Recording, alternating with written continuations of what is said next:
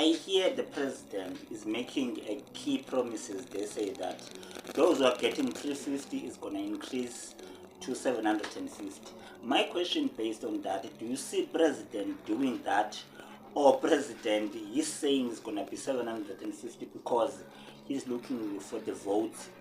What is your take on that? That is another stupid thing that is said by a president.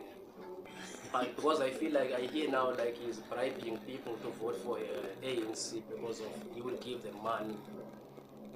Why you don't say I will open jobs for them?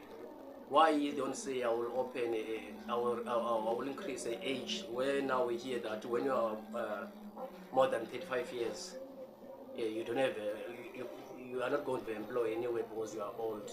Why you can't say now at the age of 40, from 40 years upwards you can go and work and I'll open jobs for you?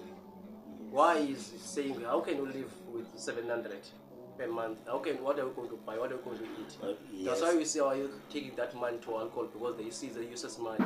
The only thing that the president was so by in his mind, he will say, I will open jobs for you, I will build schools, I will change the Eastern Cape where we see our kids, they are passing rivers, they were passing in a heavy rain without any help from our government. Even our other villagers, in order for them to bury their loved ones, they need to carry their coffins on their shoulders to pass those rivers.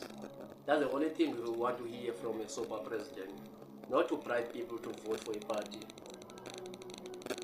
Okay, in that point, thank you very much, Dr. Makolo, for your point of view. Say Dr. Klaas was here. Thank you very much.